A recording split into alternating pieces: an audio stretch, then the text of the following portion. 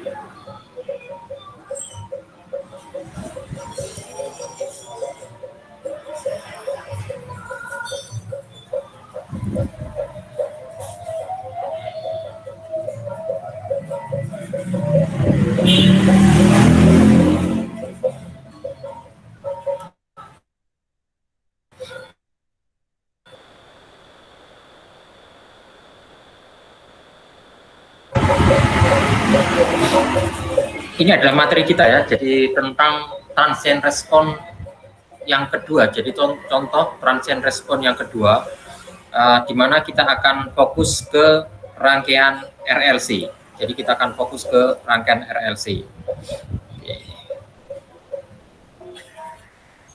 Untuk materinya maka akan saya share setelah kuliah ini berakhir.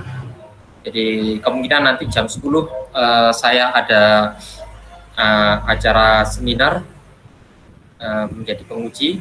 Jadi mungkin akan saya percepat cara penyampaiannya.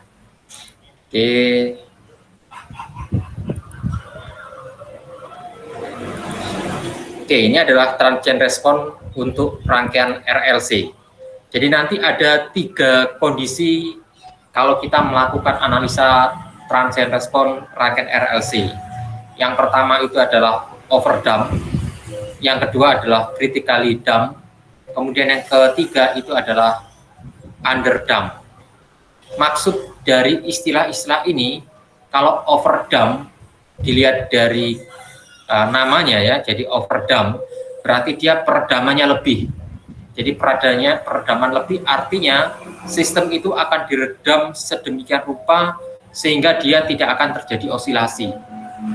Itu adalah overdamp.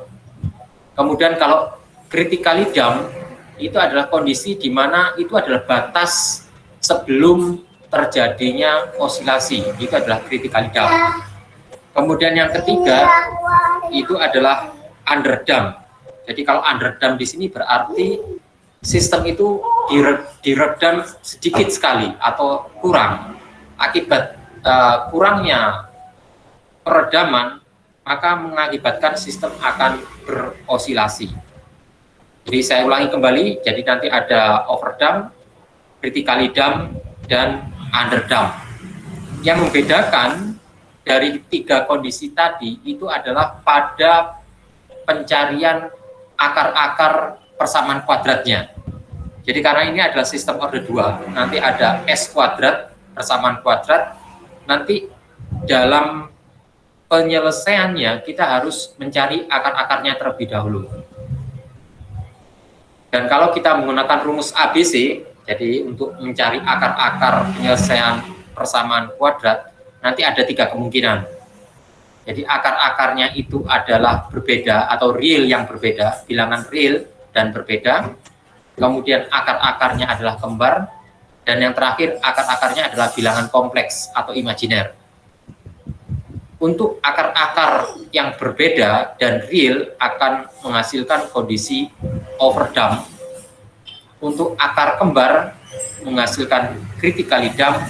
Kemudian yang underdamp itu jika akar-akarnya adalah bilangan kompleks. Jadi seperti itu.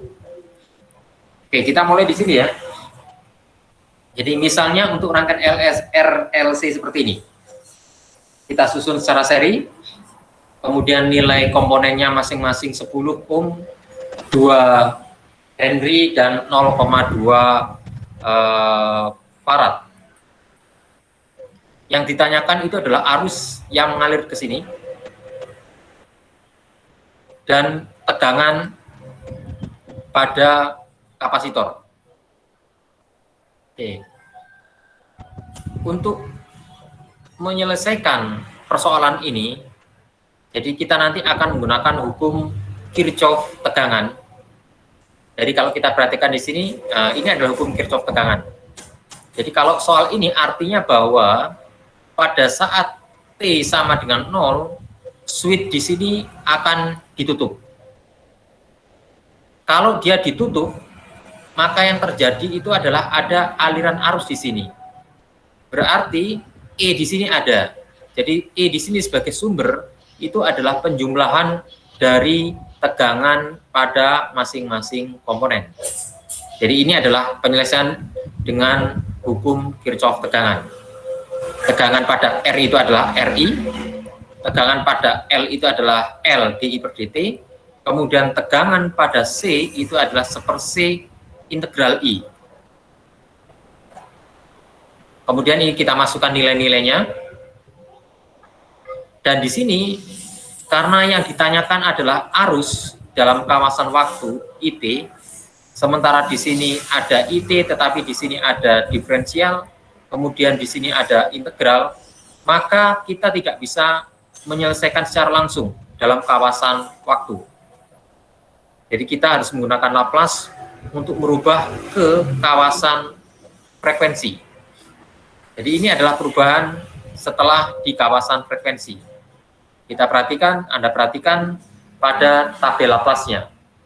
Jadi Anda perhatikan 10 di sini, ini adalah konstanta menjadi 10 per S. Kemudian ini berarti 10 fungsi dikalikan fungsi IT, berarti adalah 10 IS.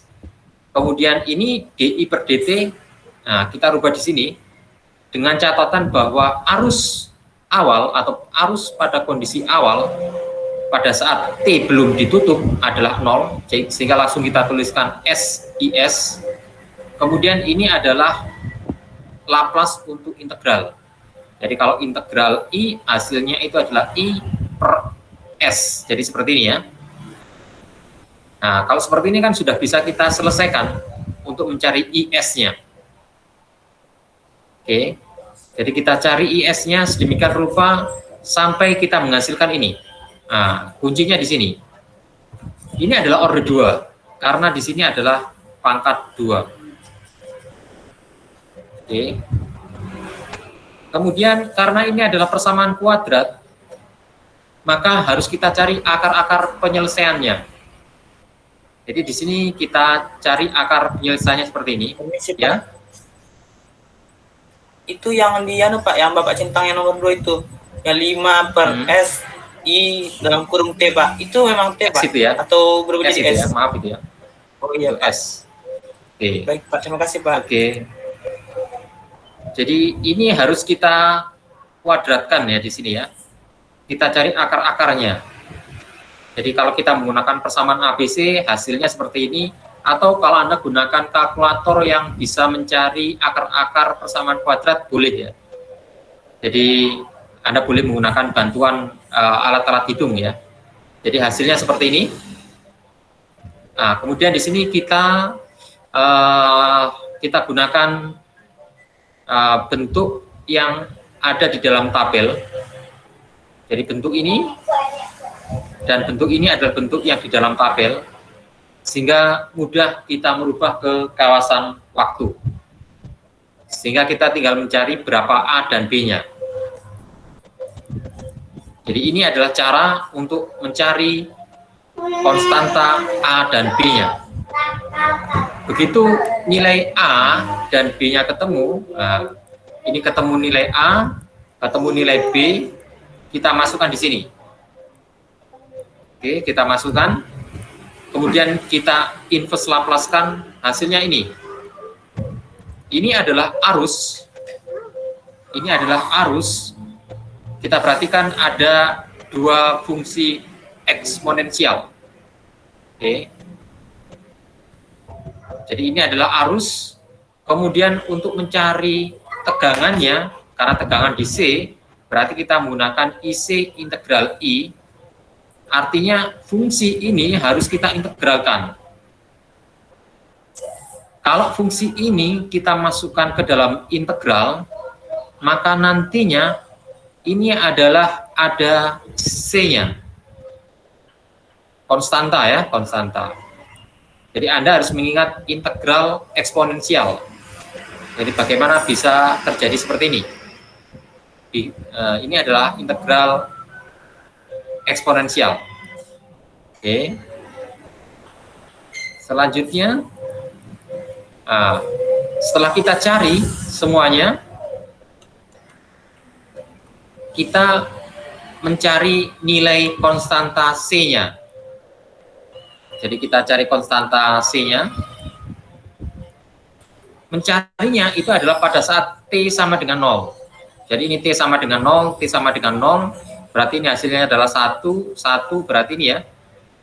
Kemudian T sama dengan 0, VC-nya adalah 0, karena tidak ada muatan yang tersimpan, berarti tegangannya 0, berarti ini hasilnya adalah 0. Jadi ini 0 hasilnya. Kemudian akhirnya kita ketahui C-nya adalah 10.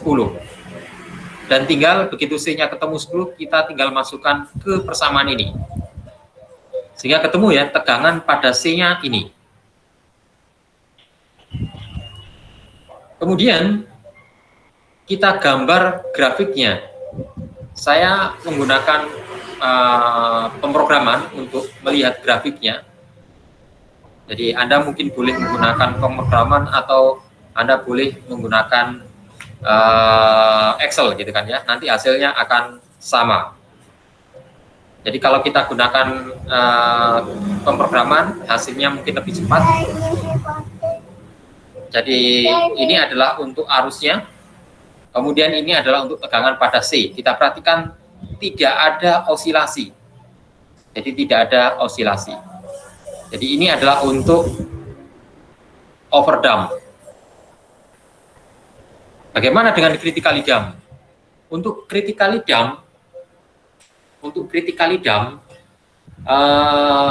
rangkaiannya sama, cuma dia ada perbedaan pada nilai komponennya. Oke, jadi ini nilai komponennya pada saat critically damp. Kemudian penulisannya di sini sama, cara penyelesaian sama, sampai dengan ketemu ini. Oke, nah ketemu ini. Akar-akar persamaan dari persamaan kuadrat ini adalah kembar, yaitu 2 atau min 2 ya, min 2. Jadi akarnya adalah min 2. Sehingga penulisannya adalah 10 per dalam kurung kuadrat S plus 2. Sehingga kalau kita inverse Laplace-kan, kita perhatikan di sini ya. Ini adalah contoh, saya ambilkan dari tabel Laplace ya. Jadi saya ambilkan dari tabel Laplace. Bentuk S min A dalam kurung pangkat N plus 1, kemudian bagian atasnya adalah N faktorial. Sama dengan ini. 10 di sini ini akan kita keluarkan. Jadi 10 di sini akan menjadi di depan dari ini ya. Kalau kita taruh di depan, dia menjadi 10 dikalikan 1 per dalam kurung S plus 2 kuadrat. Jadi seperti itu ya. Jadi nanti akan sama dengan ini. Jadi kalau N1 ini 1 berarti sama. Sehingga bentuknya adalah seperti ini. Ini adalah untuk arusnya. Jadi ini adalah untuk arusnya. Sementara untuk tegangannya kita kembali menggunakan integral. Jadi kita integralkan ya. Kita integralkan tadi. Nah, ini ya. 10T eksponensial pangkat min 2T. 10 kita keluarkan. Kemudian ada integral T eksponensial pangkat E min 2T di sini. Ini adalah integral parsial. Jadi kita gunakan persamaan integral parsial. Jadi ini ya, kita buat seperti ini. Kemudian ini adalah rumusan integral parsial. Nah, ini kita masukkan di sini. Nah, hasilnya ini ya. Jadi artinya T di sini menjadi min X per 2. E ini adalah 2T adalah X. Kemudian DT-nya adalah min DX per 2. Oke. Ini keluar semua, hasilnya ini ya. Nah, ini kita gunakan integral parsial. Jadi kita gunakan integral parsial. Kemudian jangan lupa setiap hasil integral ditambahkan dengan K atau C sebagai konstanta baru yang harus kita cari nilainya. Jadi setelah ketemu, kita cari K-nya. Kita cari K-nya pada saat T sama dengan 0. Jadi pada saat T sama dengan 0, ketemu, K-nya adalah 10. Jadi kita masukkan di sini. Ini adalah untuk VC-nya. Jadi ini adalah untuk VC. Oke. Kemudian untuk gambarnya, ini adalah gambarnya. Perbedaan dengan overdamp itu adalah nilai batasnya ya. Batas sebelum osilasi. Jadi batas sebelum osilasi. Oke ya. Jadi batas sebelum osilasi. Oke.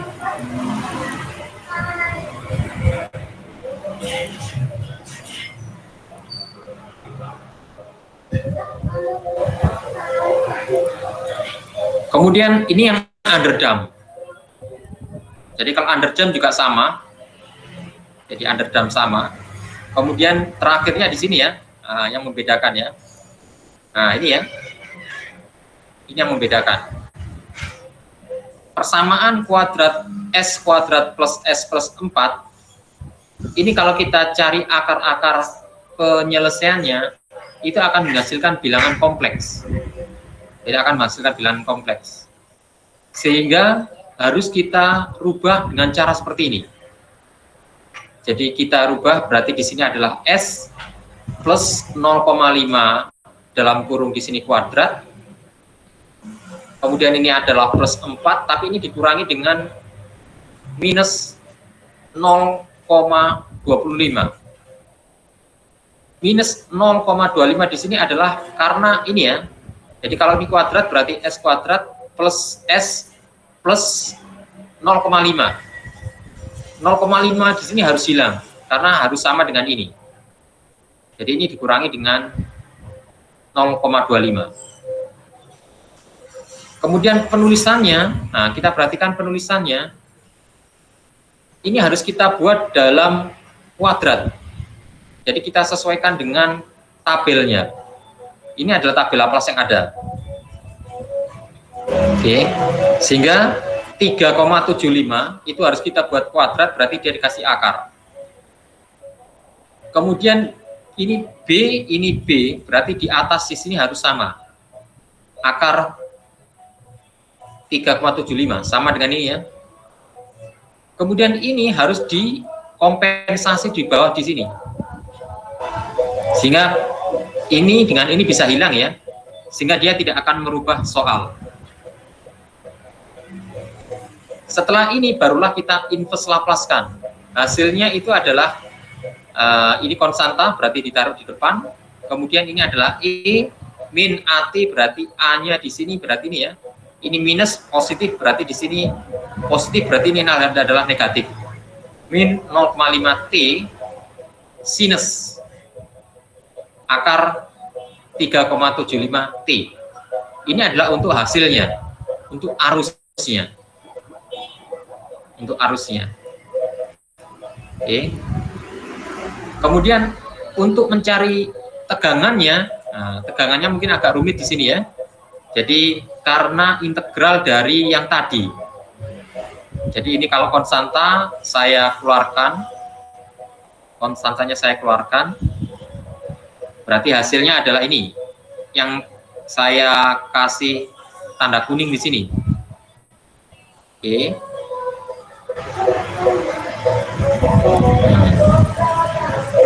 Hasilnya ini saya hitung secara tersendiri ya. Hasil dari integral ini cukup sulit ya. Jadi Anda harus berhati-hati dalam penyelesaian kasus integral seperti ini. Jadi hasilnya seperti ini. Ini sudah saya kerjakan pada lembaran yang lain. Jadi hasilnya seperti ini. Ini kita tinggal masukkan di sini ya. Hasilnya pasti ya, setiap integral hasilnya ada konstantanya. Konstanta sini kita cari seperti ini. Sehingga nantinya hasilnya adalah ini, C-nya.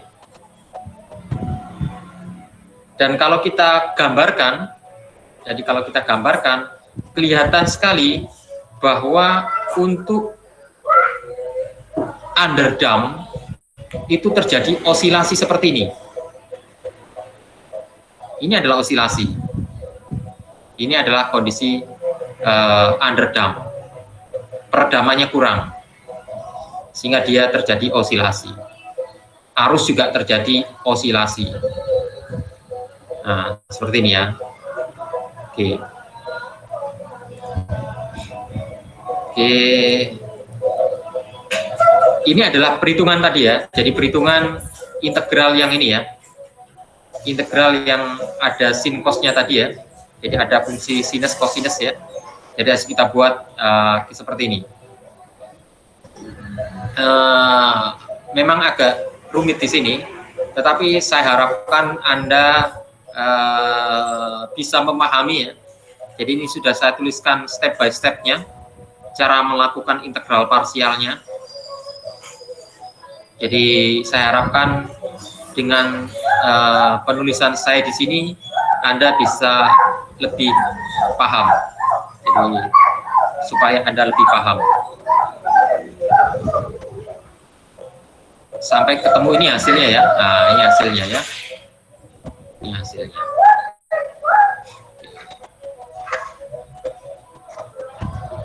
Ada pertanyaan sampai di sini?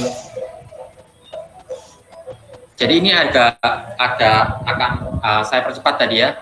Jadi dengan harapan Anda nanti bisa mengotak-atik sendiri ya. Jadi mengotak-atik sendiri bagaimana analisis transient respon untuk komponen RLC. Dan saya yakin pertama kali Anda mempelajari transient respon ini akan kesulitan karena toolnya adalah matematika yang agak berat.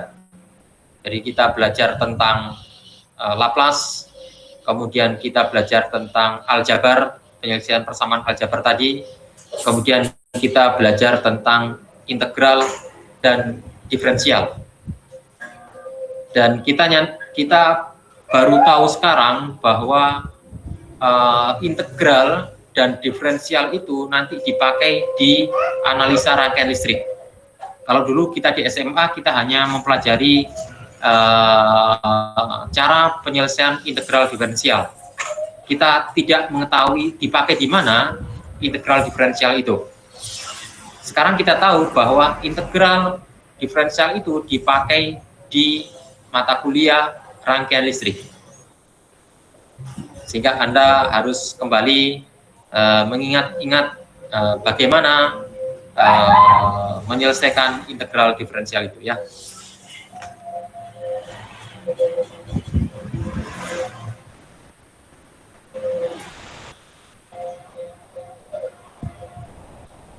Jadi jangan khawatir ya, kalau Anda sulit mungkin ya biasalah gitu kan. Tapi nanti seiring dengan perjalanan waktu, nanti Anda akan bisa memahami ya. Pelan-pelan Anda pahami tentang transient response. Oke.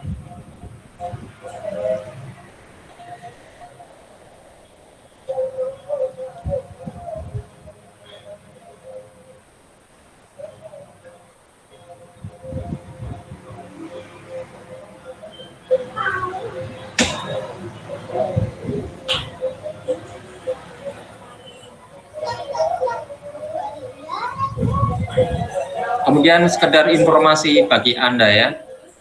Jadi hari ini ada seminar proposal proyek akhir susulan ya, susulan atau bukan utama.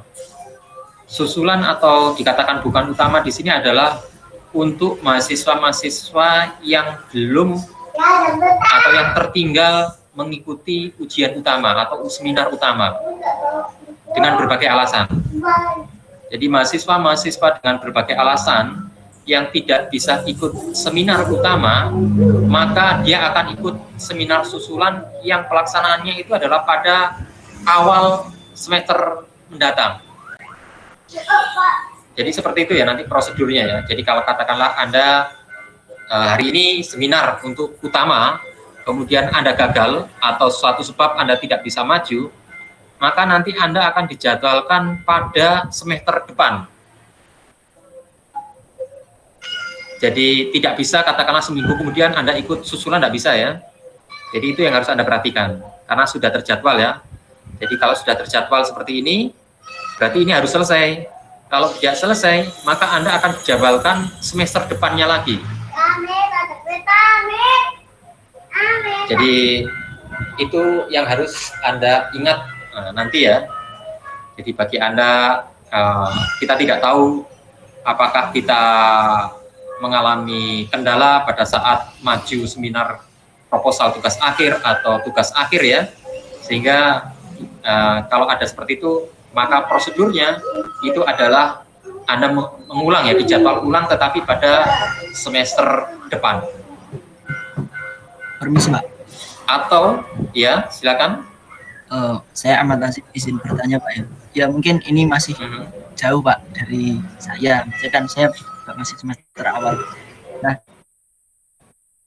kira-kira untuk yang menjadi faktor-faktor mengulang itu apa Pak ya? Atau dari segi judulnya yang kurang tepat ataupun dari faktor yang lain Pak? Terima kasih Pak.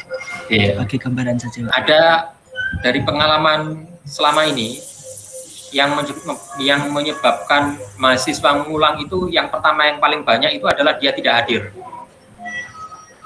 dengan alasan sakit, kemudian keperluan keluarga yang mendesak dan sebagainya. Intinya dia tidak hadir. Maka itu tidak akan bisa dijadwal hari itu. Jadi dia tidak dijadwal sudah, tapi dia tidak hadir, akhirnya dia harus mengulang. Dan mengulang itu adalah pada semester depan. Itu penyebab yang pertama. Penyebab yang kedua, jadi katakanlah dia sudah berhasil, tetapi pada saat katakan berhasil pada saat proposal gitu kan ya, kemudian pada saat pelaksanaannya dia ada kendala. Dia ada kendala, komponennya sulit, atau dia mengalami kesulitan mengerjakan, atau dia mengalami konflik dengan dosen pembimbing. Akhirnya dia mengajukan pergantian judul. Berarti dia harus mengulang kembali proposalnya lagi. Jadi dia harus mengulangi proposal yang dijadwalkan pada semester berikutnya. Terus-menerus seperti itu. Itu penyebab yang kedua. Penyebab yang ketiga adalah jika proposal Anda itu dinyatakan gagal atau tidak layak. Jadi pada saat ujian proposal Anda dinyatakan tidak layak, sehingga Anda harus mengulang. Dan mengulang di sini tidak bisa seminggu 2 minggu ya, karena membuat proposal kan tidak bisa secepat kilat ya. Jadi Anda dijadwalkan mengulang itu pada semester berikutnya. Jadi katakanlah di sini Anda harus hati-hati dalam membuat proposal. Jadi proposal harus Anda buat sedemikian rupa dengan teliti, dengan bantuan bimbingan dari dosen pembimbing, sehingga tidak terjadi hal-hal yang demikian. Jadi katakanlah ditolak sama penguji, ya mau apalagi kalau ditolak gitu kan ya, tidak layak misalnya, Anda ya harus mengulang mencari judul baru, dan itu harus dijadwalkan di semester mendatang. Jadi bisa dipahami ya, jadi itu penyebab-penyebabnya.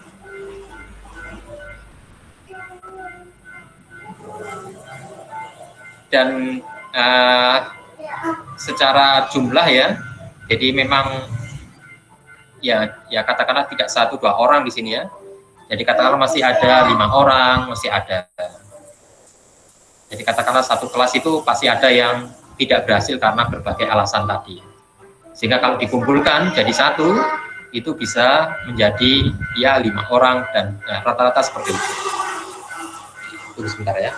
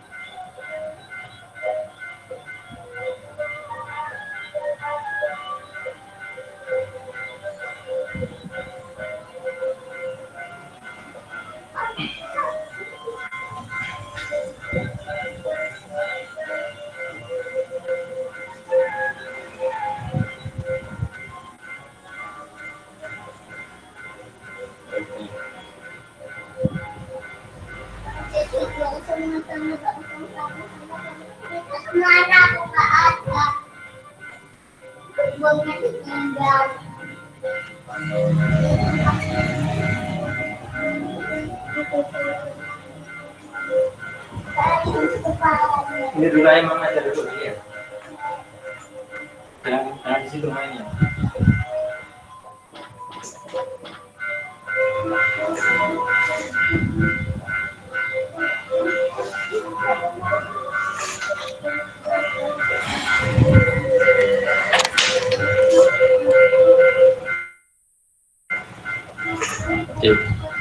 Jadi itu yang bisa menjadi penyebab ujian-ujian seminar susulan ya, dikatakan dia tidak utama atau susulan.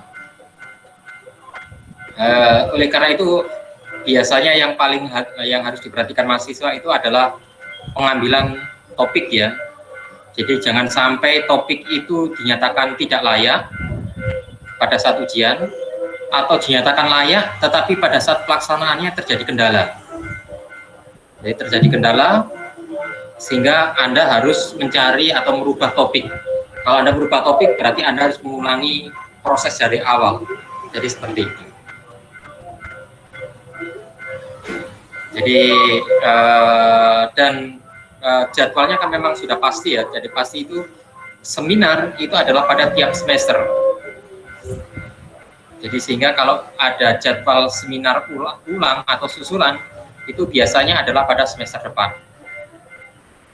Kecuali kalau jumlahnya banyak, misalnya kita bisa melakukan agenda katakanlah jumlahnya lebih dari 10 misalnya, bisa kita agendakan 1 bulan kemudian. Tetapi kalau jumlahnya ya terlalu sedikit, langsung kita masukkan ke semester depan. Jadi seperti itu ya.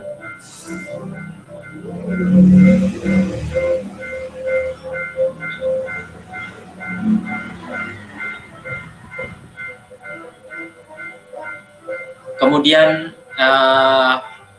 sekedar informasi bagi Anda, peringatan bagi Anda, atau supaya Anda ingat bahwa jangan membuat judul tugas akhir yang Anda belum yakin bisa menyelesaikan ya.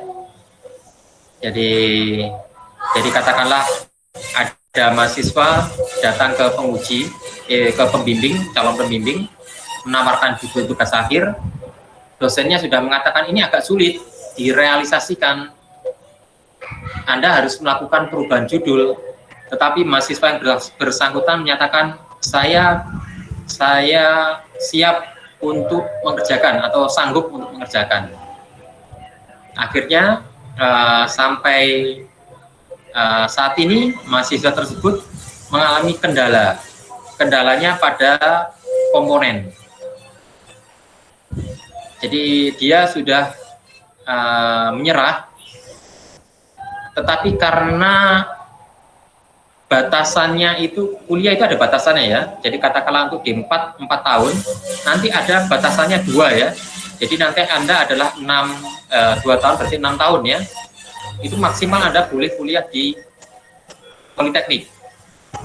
Kalau batasnya terlampaui, sementara Anda belum menyelesaikan studi, maka Anda harus mengundurkan diri atau Anda di DO gitu kan, di DO. Jadi ini yang berat sekali ya. Jadi bagi Anda, tolong Anda harus pikirkan pembuatan judul tugas akhir itu jangan terlalu tinggi levelnya, sehingga nanti Anda akan kesulitan dalam mengerjakan. Jadi kesulitannya pada penguasaan biasanya adalah pada komponennya. Kadang-kadang komponennya harus Anda beli online, tapi itu komponennya dari luar negeri misalnya. Ada IC sensor yang katakanlah yang sampai sekarang kita harus impor. Dan impornya di situ bisa sampai paling cepat 1 bulan ya. Jadi itu yang memakan waktu, sehingga kalau ada kerusakan dia harus beli lagi dan harganya tidak murah. Jadi seperti itu. Jadi tolong diperhatikan dalam pembuatan judul tugas akhir, jangan melampaui level yang sudah ditentukan, karena ada batasan waktu ya, ada batasan waktu Anda mengerjakan. Oke, seperti itu.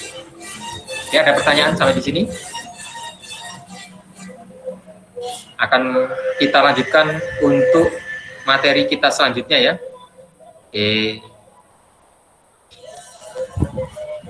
Oke, sekarang contoh yang keempat.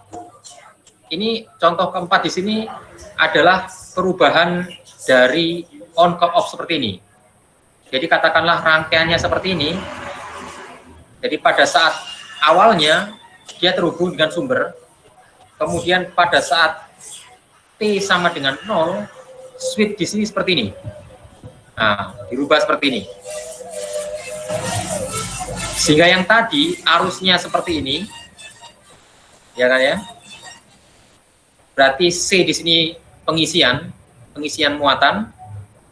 Kemudian pada saat switch ini adalah posisinya di bawah, maka sekarang ada pembuangan yang arahnya seperti ini.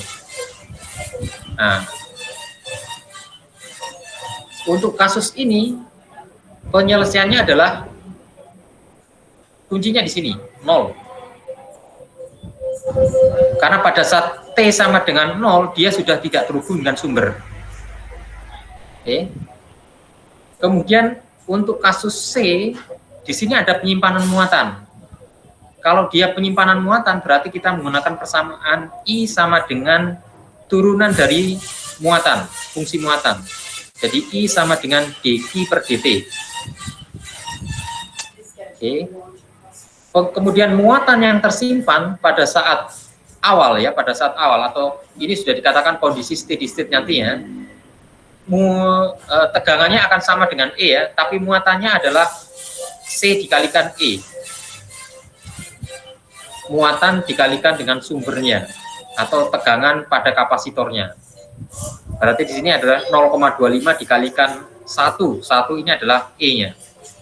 Jadi hasilnya seperti ini. Sehingga persamaan ini kita taruh di sini. I-nya kita masukkan ya. Kita ganti ya, kita substitusi seperti ini. Kemudian hasilnya seperti ini. Nilainya kita masukkan. Kemudian ini ada turunan Q. Kalau kita laplaskan menjadi ini. Nah, ini diganti dengan 0,25 ini. Jadi kalau ini sudah 0,25 dikalikan 5 ya, jadi seperti ini. Hasilnya ini. Sehingga hasil untuk Q-nya yang ketemu adalah kita cari inverse Laplace-nya. Karena yang ditanyakan adalah arusnya, maka arus ini adalah arus pembuangan. Jadi I arus pembuangan berarti dQ per dt, berarti turunan dari Q di sini. Ini adalah arusnya. Kemudian ini adalah tegangan pada C. Kita perhatikan di sini, tanda minus menunjukkan arus pembuangan itu berlawanan dengan arus pengisian. Oke. Jadi tanda minus di sini menunjukkan perlawanan atau arus perlawanan arah ya, berlawanan arah. Oke. Ini kalau kita gambar grafiknya ya. Jadi untuk arusnya dia mulai dari 0,2. Minus di sini adalah arahnya. Jadi dia akan ada pembuangan sampai dia 0. Kemudian tegangannya dari 1 kemudian dia menjadi hilang. Jadi ini adalah pembuangan, proses pembuangan pada kapasitor. Oke. Kemudian ada yang bertanya bagaimana kita mensimulasikan yang tadi. Jadi rangkaian yang tadi kita simulasikan bagaimana caranya untuk menguji apakah hasil analisa benar atau tidak. Maka kita bisa buat rangkaiannya seperti ini. Jadi ini kita buat dua switch yang berkebalikan. Kalau satu on, satunya off. Kalau yang katakanlah S1 di sini on, ini off. Kalau S1 off, ini on. Nah, seperti ini caranya, gambarnya ya. Ini adalah gambar rangkaian kalau disimulasikan untuk melakukan pengecekan apakah analisa kita benar. Oke. Ini gambarnya. Perhatikan dari on ke off, karena soal tadi adalah dari on ke off. Jadi mulai dari 1 sampai dia hilang sama sekali, itu berarti benar. Ini tegangan pada kapasitor. Kemudian pada arus berarti benar ya di sini ya. Mulai dari minus ya, di sini minus, dia 0. Berarti dari sini kelihatan bahwa hasil simulasi itu akan sama dengan hasil perhitungan analisa kita. Artinya perhitungan analisa kita itu benar ya. Jadi bisa kita semacam untuk pembuktian saja. Jadi untuk pembuktian saja. Ini adalah untuk kasus L ya. Kasus L sama ya. Kasus L kita perhatikan sama. Oke, ini adalah caranya ya. Nah, kemudian ini yang perlu kita perhatikan ya. Ini adalah contoh soal yang saya ambilkan dari buku referensi. Jadi e-book yang sudah saya berikan kepada Anda, itu ada bagian yang membahas tentang transient respon. Dan soalnya adalah seperti ini. Ini adalah soal yang katakanlah rumit ya, rumit. Jadi karena pada rangkaian ini ada 3 loop, 1, 2, 3, kemudian ada 2 sumber. Ada 2 sumber. Jadi kalau kita perhatikan di sini, pada saat awal switch-nya di A. Kemudian pada saat T sama dengan 0, switch-nya dirubah ke B. Artinya di sini adalah C di sini akan terisi dengan muatan dan tegangannya akan sama dengan tegangan pada R5 kilo di sini. Ya kan? Dia ada pembagi tegangan dengan 3 kilo. Kemudian dia dipindahkan ke B. Muatan yang tersimpan di sini itu akan berkombinasi dengan sumber 30 volt di sini. Jadi akan seperti itu ya. Artinya nantinya kalau kita perhatikan ini 24, ini 3 kilo, ini 5 kilo, maka kalau kita perhatikan di sini tegangan sebelum dia ditutup atau dirubah ke posisi B, ini adalah 15 volt. Ya, ini adalah 15 volt. Kemudian dia terisi atau di charging kembali dengan 30 volt. Artinya nanti pada saat T sama dengan 0, pada saat T sama dengan tak terhingga, maka tegangan pada kapasitor di sini itu berubah menjadi 30. Sekarang bagaimana analisanya untuk kasus seperti ini?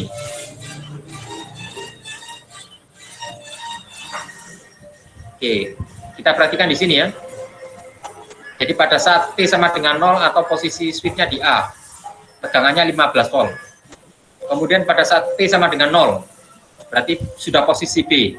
Kemudian T-nya sama dengan tak terhingga, ini 30. Berarti pada saat T sama dengan 0, ini tegangan pada kapasitor itu adalah 15. Oke. Sehingga kita gunakan ini ya, persamaan KVL, hukum Kirchhoff tegangan. Ini E di sini adalah yang 30. Oke. Kemudian karena C berarti ada muatan, maka kita ganti I menjadi dq per dt. Oke, seperti ini. Kemudian ini adalah muatan awal yang tersimpan sama dengan CE. C di sini adalah kapasitansi, kemudian E di sini artinya E perbedaan antara 30 dengan 15.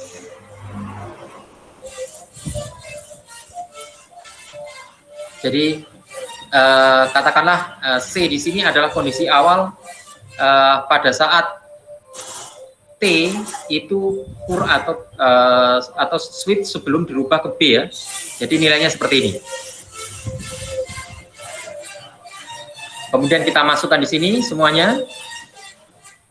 Oke. Ini ya, kita masukkan di sini. Kita masukkan di sini ya.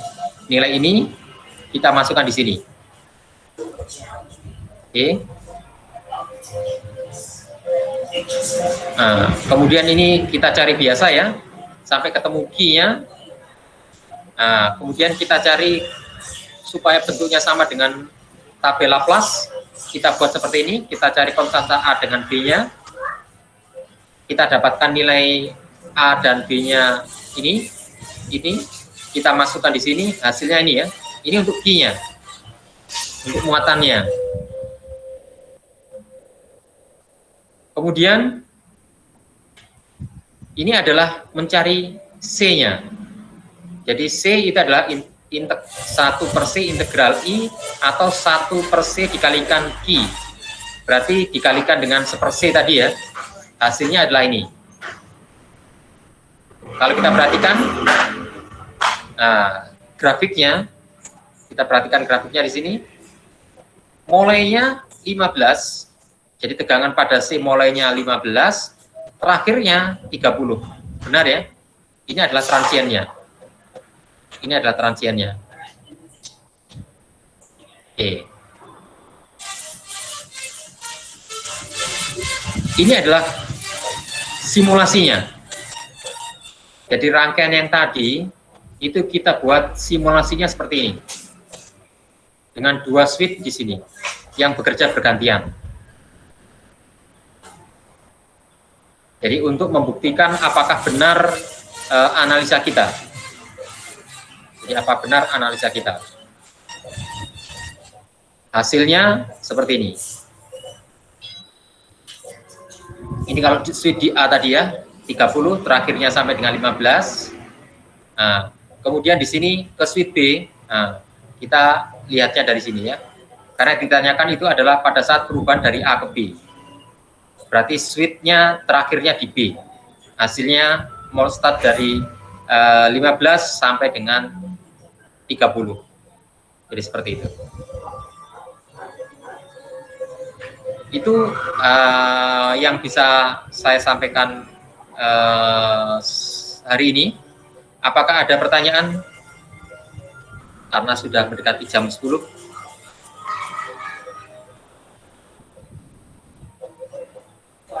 Mungkin belum ada Pak, karena belum nyoba. Ya, jadi nanti Anda coba sendiri. Kemudian coba Anda buka e-book yang sudah saya berikan ya. Jadi yang judulnya adalah Electrical Fundamental Circuit kalau tidak salah. Yang e-book itu ya, kalau Anda sudah melakukan download, di situ ada contoh-contohnya banyak sekali. Jadi contoh-contoh yang katakanlah baru Anda lihat misalnya, kok rangkaiannya seperti ini. Bahkan di buku-buku referensi-referensi yang lain, contohnya lebih aneh-aneh lagi ya. Jadi contoh untuk soal transient responnya itu ya lebih rumit lagi. Jadi katakanlah ada kombinasi loopnya lebih dari 1, kemudian ada kombinasi sumber tegangan, kombinasi sumber arus, dan sebagainya.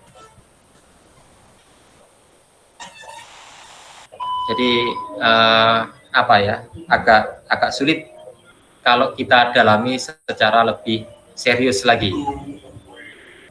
Jadi tapi saya berharap Anda tidak berpikir terlalu jauh tentang transient response ya. Jadi paling tidak Anda paham seperti ini transient response. Jadi ada soal yang katakanlah mudah diselesaikan dengan menggunakan konsep-konsep dasar, kemudian ada soal-soal katakanlah sulit. Jadi soal-soal yang katakanlah kalau di kompetisi soal kadang-kadang ada soal yang hot gitu kan ya, hot problem. Jadi soal-soal yang memang butuh pemikiran-pemikiran yang lebih mendalam lagi. Jadi analisa yang lebih mendalam lagi. Jadi seperti itu.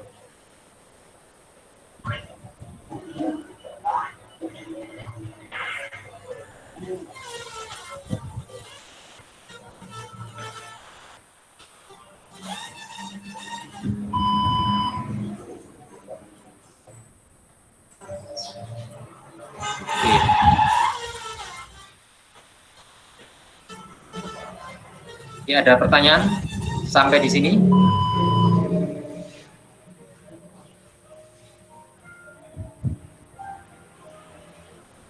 Oke. Oke, jika tidak ada pertanyaan, saya anggap pertemuan kita cukup ya. Saya berharap agar Anda belajar secara mandiri, Anda otak-atik soal sampai Anda paham,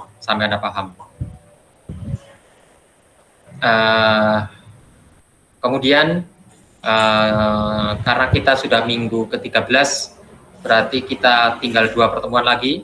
Jadi pertemuan mendatang akan saya coba ambilkan soal dari buku-buku referensi yang nantinya itu akan jadi katakanlah soal-soal untuk UAS kita. Karena UAS kita nanti fokusnya itu adalah pada filter dan transient response. Jadi itu yang harus Anda pelajari, jadi seperti itu ya. Oke, terima kasih atas perhatian dan kerjasamanya. Saya ingin Anda belajar secara mandiri dengan baik ya. Oke, terima kasih. Assalamualaikum warahmatullahi wabarakatuh. Waalaikumsalam. Terima kasih banyak Pak. Terima kasih. Terima kasih. Bismillahirrahmanirrahim.